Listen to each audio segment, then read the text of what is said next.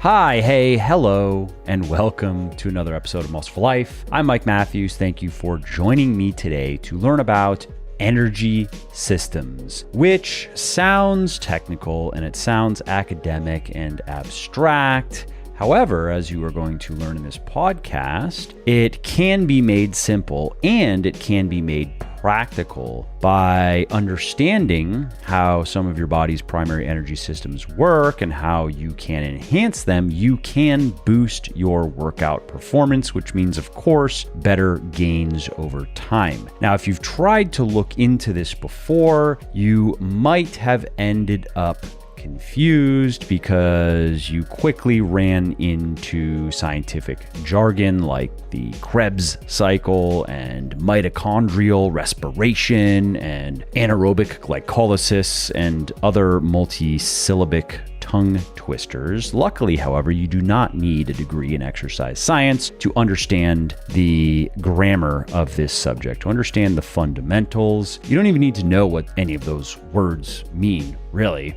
Because at bottom, energy systems simply describe how your body produces energy when you do physical things, whether it is squatting a barbell or running a marathon or just typing on a keyboard. And as you will see, or hear rather, in this podcast, gaining a better understanding of how the energy systems, how the primary energy systems in the body work, can help you better understand how to optimize your diet and your training in order to support and boost these systems, which again means better workouts and faster progress. For example, have you ever wondered why your muscles begin to burn and you start to lose your breath when you are doing higher rep training in the gym, or why you start to feel tired after running more than a few minutes, or why most people recommend that you eat a lot of carbs to perform well as an athlete? Well, the answers have to do with the body's energy systems. Also, if you like what I'm doing here on the podcast and elsewhere, definitely check out my health and fitness books,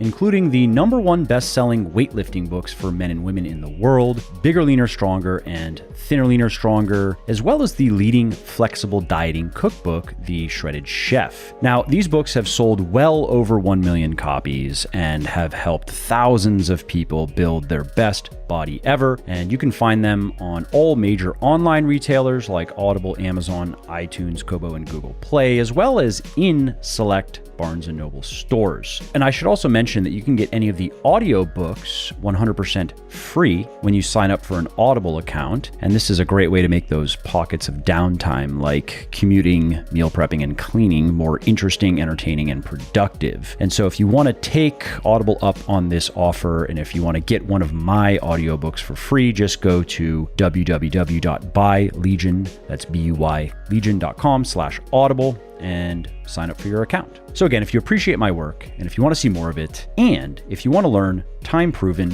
and evidence-based strategies for losing fat, building muscle, and getting healthy, and strategies that work for anyone and everyone, regardless of age or circumstances, please do consider picking up one of my best-selling books, Bigger, Leaner, Stronger for men, Thinner, Leaner, Stronger for women, and The Shredded Chef for my favorite fitness-friendly recipes. All right, so let's start with a simple definition of what an energy system is. An energy system is a process your body uses to transform food you eat, and particularly the carbohydrate, protein, fat in the food you eat, into a form of energy that your cells can actually use to do things, to power physical activity, to stay alive. So what happens is you eat a meal, and then your body breaks down the protein and the carbohydrate and the fat in the food into smaller molecules that it can use in different ways. So protein, for example, is broken down into amino acids, which are primarily used as building blocks for the body of cells and tissues. And amino acids are rarely used for energy to turn into something that the cells can use for energy. Whereas carbohydrate is broken down ultimately into a simple sugar called glucose, and that can be used either immediately for energy, or it can be packaged into bundles to then be stored in the muscles and liver. And those bundles are called glycogen molecules. And glycogen then can be easily broken back down into glucose when energy is needed, especially during intense periods of activity like exercise, for example. Now, fat is broken down into molecules called triglycerides, and then those can either be used immediately for energy or can be stored as body fat for future energy needs, because the body fat then can be broken down quickly into these simpler molecules, which then can ultimately be turned into very simple molecules that cells use for energy. Now, what are those very simple molecules? Well, they are called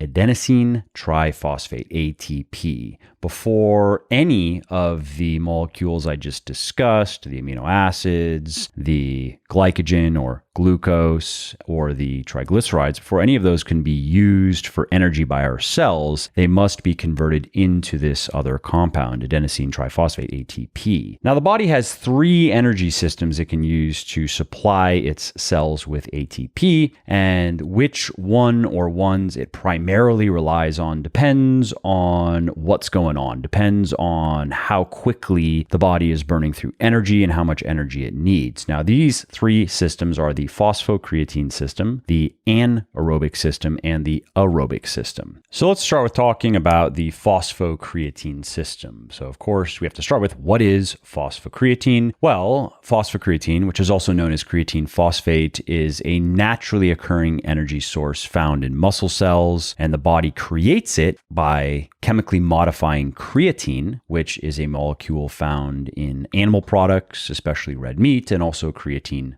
supplements. And the phosphocreatine system is able to use this molecule, this phosphocreatine molecule, to generate ATP, which then powers cells. And the main advantage of this system is that it can be used to generate a lot of ATP very quickly. And that, of course, makes it perfect for activities that require very brief and intense bursts of effort, like sprinting or very heavy weightlifting. Let's say a 1-rep max attempt, or maybe a 2 or 3 rep set where you are ending very close to failure. Now, the downside of the phosphocreatine system is that the phosphocreatine stores in the body are not very large. The body can only store a small amount of this stuff, specifically about enough to power 10 to 20 seconds of this very high intensity activity. Now, the body does naturally regenerate phosphocreatine, but it takes several minutes, like 5 minutes or longer, for your muscles to be fully recharged, so to speak. Now, in case you are wondering how creatine supplements fit into this, how creatine impacts the phosphocreatine system is, it improves the efficiency of this system. It allows your body to create more ATP than it would be able to otherwise. And that's how creatine, primarily how it improves performance.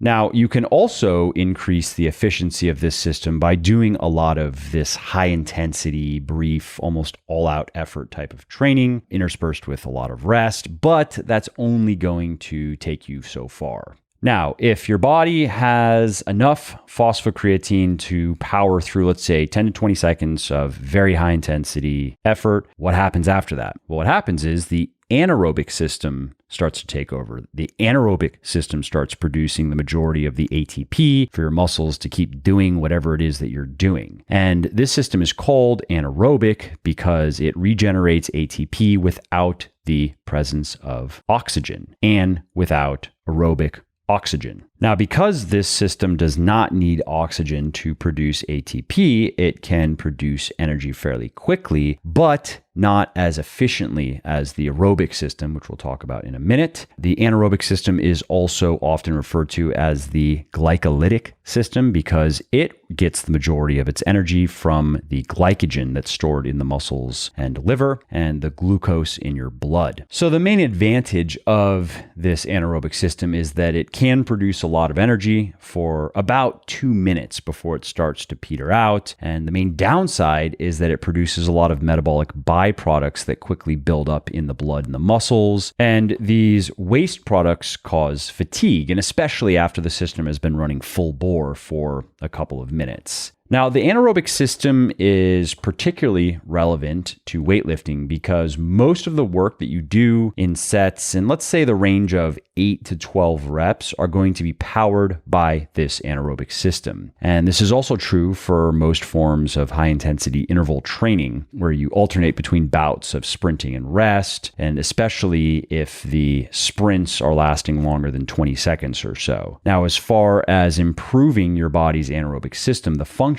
of it, the best way to do that is simply to do a lot of anaerobic type exercise, which is not surprising, of course. The more demands you place on that energy system, the more the body is going to augment it to meet those demands. And especially if you are continually pushing the envelope through, let's say, progressive overload in your training. So your training is progressively getting a bit harder on the body. And one of the ways it's going to adapt is to strengthen the primary energy system that is powering that training. Okay, so we have intense physical activity going on for more than a couple of minutes. What happens next? Well, after a minute or two of continuous, vigorous physical activity, the body's aerobic system kicks in and takes over the function of producing a bunch of ATP for the muscles so we can keep on doing whatever it is that we're doing, exercising, or again, just doing anything that is very physically demanding. Now, this system is also called the oxidative or the respiratory system because it uses oxygen. It involves oxygen to create the ATP. Now, it takes a few minutes for this system to really get into high gear, but once it is going, once it is firing on all cylinders, a big advantage is it can produce a lot of ATP very efficiently for a long time. And how it does that is it uses a combination of glucose, glycogen, and body fat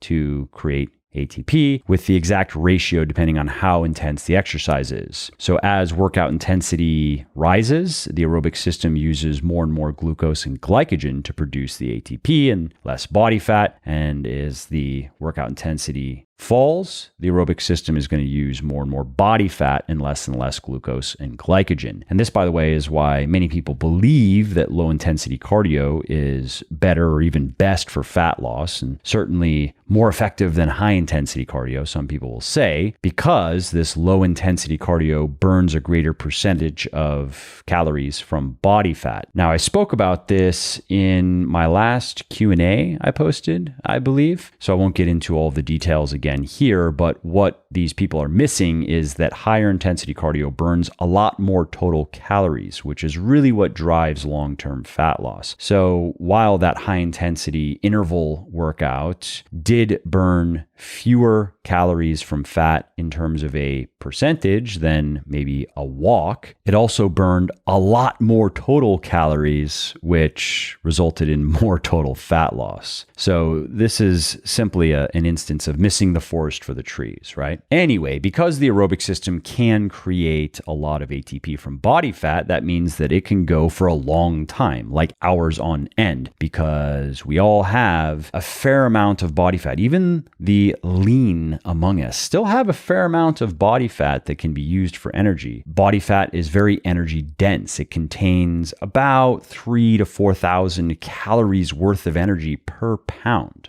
And to put that in perspective, you'll burn, let's say, 600 to 700 calories per hour of moderately intense cycling and probably around 400 calories per hour of higher intensity weightlifting, the kind of stuff that you and I probably do. And so if you look at those numbers, you quickly realize that we are carrying around a lot of energy in the form of body fat. So take me, I weigh 188 pounds right now. I am about 8% body fat, so I'm quite lean, which means I have about 15 15 pounds of fat on my body, which doesn't sound like that much, but it represents about 53,000 calories, which is enough energy to get through about 70 hours of continuous biking, or about double that in hours of intense weightlifting. Now, of course, I would die before I would reach 0% body fat. You actually can't get to 0% without dying. Probably die around 2 to 3% as a man. But my point is just to give you an idea of how energy dense body fat is. And this is why, for example, you might have heard of case studies out there of people with a lot of body fat who did not eat food for a very long time. And they were given nutrients intravenously and they were given water, but no food for a long time. And there were no health problems and they just lost a bunch of weight and lost a bunch of fat. In one case, I remember reading about, there was a guy, I believe he started around 400 pounds and he worked with a doctor. So this was medically supervised. He didn't eat food for an entire year. This was a year-long fast. They gave him the basic nutrients, the essential vitamins and minerals and the things that he needed to stay alive, with water, of course, but no food for a year. And in that year, he lost about 200 pounds. He cut his body weight in half and he was much healthier than when he started, because being extremely obese like that is extremely unhealthy. And that might sound wild, but when you think about how much energy is in, let's say, 170 pounds of fat, because there's going to be some water and glycogen and other tissues that he's going to have lost throughout that year. Of course, not all going to be body fat, but let's say it was 150, 170 pounds of body fat. Well, we know that my 15 pounds of fat would allow me to bike for about 70 hours straight before I will have run out of body fat. That guy had 10 times the amount, or maybe even a little more than that. And he wasn't doing much in the way of exercise, of course, because he wouldn't have had much energy and it wouldn't have gone very well. So it was mostly just basic movement that is required to stay alive and go about his day-to-day life, which of course does not burn that many calories. Anyway, to get back to the aerobic system, something else that is worth noting is some low-carb advocates have misconstrued what we are talking about in this podcast and have come to the conclusion that since the aerobic system can use fat for energy, eating carbs isn't going to improve your endurance performance, your performance on a run or bike or swim or so forth. And that is not true. It's not that simple, because while the aerobic system does allow you to exercise for hours at a time without eating any carbs, it only works if you keep your intensity around 60% of your maximum. If your exercise intensity exceeds about a 6 on a scale from 1 to 10, your body is going to need glucose to continue going. And if your glycogen stores are low, then you are going to be severely limited in how much you'll be able to do at that higher intensity level. And the only effective way to keep glycogen levels high in the body is to eat carbs. Now, let's bring all of this together in the context of weightlifting, which is probably what you care the most about. That's what I care the most about. I do cardio because, well, I do enjoy it to some degree. And of course, it burns calories and it provides health benefits that weightlifting does not provide. And if you want to learn more about that point specifically, check out a podcast I posted probably about a month ago on it called Should You Do Cardio If You Lift Weights? Science Says Yes, and you can learn all about that. You should be doing some cardio every week in addition to your weightlifting if you want to maximize your health and possibly your performance in your weightlifting as well, which brings me to this last point I want to make regarding how these different energy systems relate to your weightlifting. If you like what I'm doing here on the podcast and elsewhere, definitely check out my health and fitness books, including the #1 best-selling weightlifting books for men and women in the world, Bigger, Leaner, Stronger, and Thinner, Leaner, Stronger, as well as the leading flexible dieting cookbook, The Shredded Chef. So, as I mentioned earlier, when you are in the gym training, you're probably training fairly intensely, and most of that is going to be powered by the phosphocreatine system and the anaerobic system. But between your sets, when you're resting and you're catching your breath, your body is going to be working to regenerate ATP before your next set, and it's going to primarily rely on the aerobic system for that. And so what you want then is you want, of course, your phosphocreatine and your anaerobic systems to be able to work as efficiently as possible. But if you want to recover faster and to regenerate more ATP in the time that you are resting in between your sets, then you also want to have a strong aerobic system. Now, as for strengthening your phosphocreatine and anaerobic systems, the best way to do that is to train in a variety of rep ranges, to periodize your training in a way where your muscles are regularly exposed to different rep ranges. So, for example, in my program for intermediate and advanced weightlifters, Beyond Bigger, Leaner, Stronger, on the big compound exercises, you are working with weights ranging from about 95% of your 1 rep max to about 70% of your 1 rep max. And in terms of reps at 95%, you may only do 2 to probably at most 4 reps, because when you are using 95% of your 1 rep max, you are actually doing an AMRAP set, so as many reps as possible, and you're doing that at the end of a training block to see if you've gained strength in that training block. But as the weight is very heavy, you're probably not going to get more than 4 reps, max 5. You are certainly not going to be getting 8, 9 reps with what is truly 95% of what was your 1 rep max at the beginning of a macro cycle. At least I'd say it's very unlikely. As effective as the program is, it is not going to be that effective for most people. And then in the case of 70% of 1 rep max, when you have 70% on the bar, the program is going to have you do sets of 10. And with isolation exercises, the periodization is similar, but the top of the rep ranges that you work in is a little bit higher. So with isolation, or what I call accessory exercises in the book, you are going to be doing sets of 10 to 12 reps. Those are going to be your highest rep sets throughout a macro cycle, and the weights will get heavier, and you will also be working in the rep range of 6 to 8 reps later in a training cycle. Now, there are several reasons why I think it makes sense to program like this when you are no longer a newbie, when you are now fighting for what's probably your last 30% or so of muscle and strength that is genetically available to you. But as we are talking about energy systems in particular, one of the benefits of training like this is it provides plenty of stimulation for both the phosphocreatine and the anaerobic systems. And as those systems become more robust, the better your performance will be in the gym. I should note, however, though, that if you are new to proper weightlifting, so let's say if you're a guy who has yet to gain his first 20, maybe 25 pounds of muscle since beginning, no matter how long ago you started lifting weights, or if you're a woman who has yet to gain maybe her first 7 or 8 pounds of muscle, you don't have to program your training like that. You don't have to periodize it the way that I've just described. You can train in a much simpler, more straightforward manner. And the books I would refer you to are Bigger, Leaner, Stronger if you're a guy, and Thinner, Leaner, Stronger if you are a gal. Stick with those programs and you will gain all the muscle and strength that you can up until the point where those programs become more of a maintenance routine. And at that point, it makes sense to switch to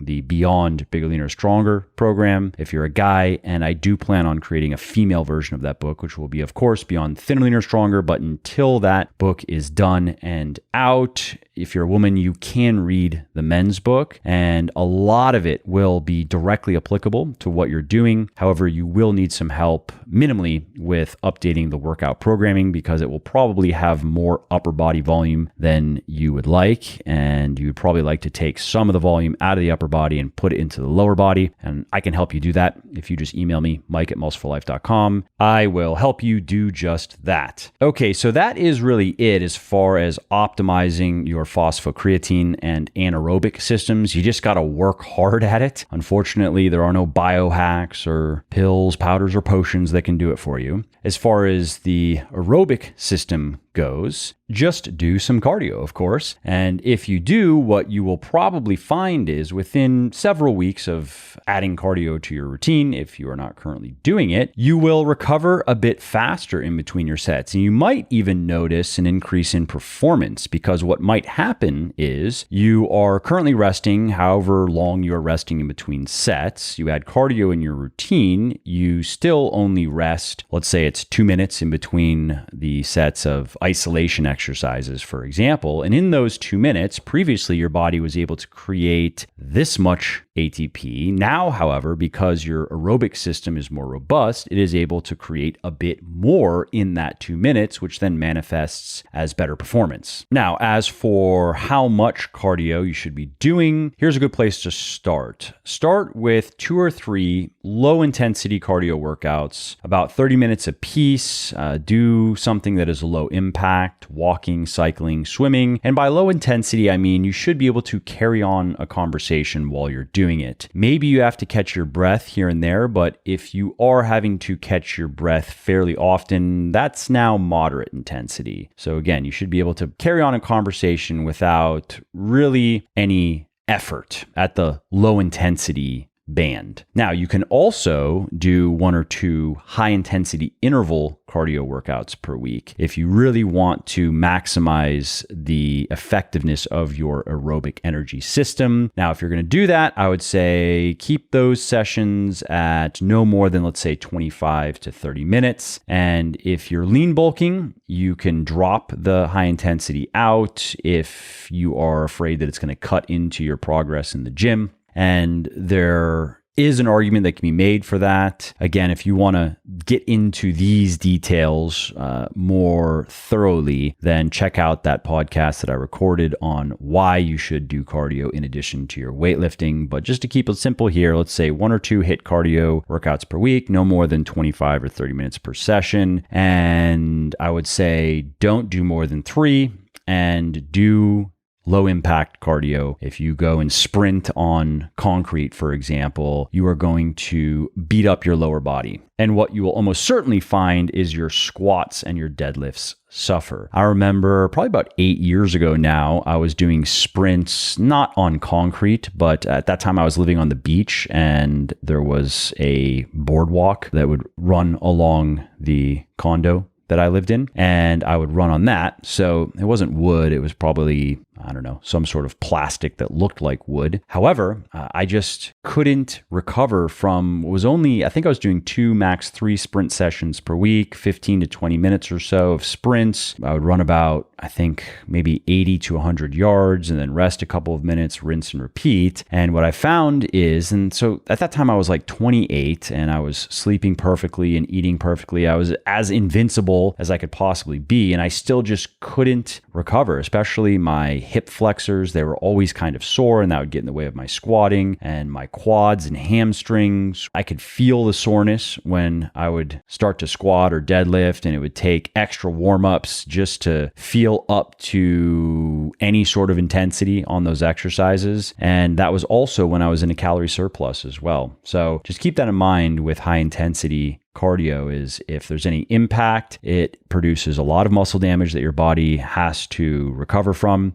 And if you're also training intensely in the gym, it's probably going to be too much. And even if it is not a high impact activity like cycling, which would be my personal choice if I were to be doing HIIT cardio these days, but you can also row. Elliptical is good for that. Swimming is good for that. Still though, that high intensity cardio puts a lot more recovery demands on the body than lower intensity cardio. And so if you're cutting, for example, and you just want to maximize fat loss, you know you're not going to be gaining any muscle and strength. You're just trying to preserve the muscle you have and hopefully most of the strength you have, then it can make sense to add some HIIT into your routine, because you're going to burn a lot of calories. You are going to burn fat faster. And so long as you don't do too much, you don't do too much cardio, you are not going to cause any degradation in your body composition. However, if you are lean bulking, you might want to leave it out because you are really trying to just maximize your performance in your weightlifting. And although adding the HIIT in will probably help you develop a slightly stronger aerobic system, there's going to be a trade-off there.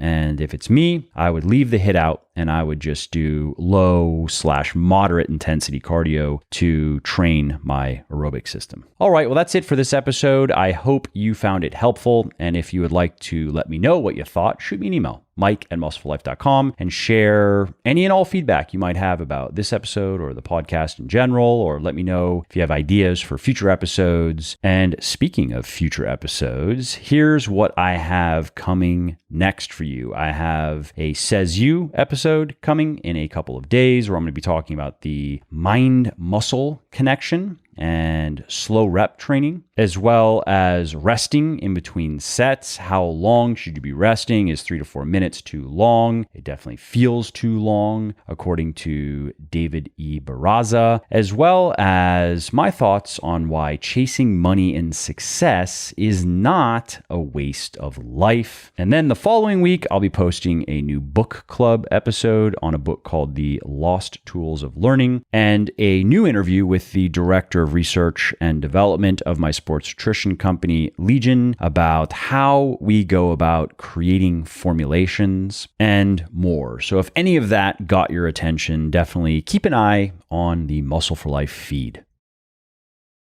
All right, well, that's it for this episode. I hope you enjoyed it and found it interesting and helpful. And if you did, and you don't mind doing me a favor, please do leave a quick review on iTunes or wherever you're listening to me from, in whichever app you're listening to me in, because that not only convinces people that they should check out the show, it also increases search visibility, and thus it helps more people find their way to me and learn how to get fitter, leaner, stronger, healthier, and happier as well. And of course, if you want to be notified when the next episode goes live, then simply subscribe to the podcast and you won't miss out on any new stuff. And if you didn't like something about the show, please do shoot me an email at mike@muscleforlife.com, just muscle, F-O-R, life.com, and share your thoughts on how I can do this better. I read everything myself, and I'm always looking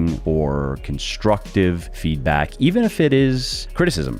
I'm open to it. And of course, you can email me if you have positive feedback as well, or if you have questions really relating to anything that you think I could help you with, definitely send me an email. That is the best way to get a hold of me, mike@muscleforlife.com. And that's it. Thanks again for listening to this episode, and I hope to hear from you soon.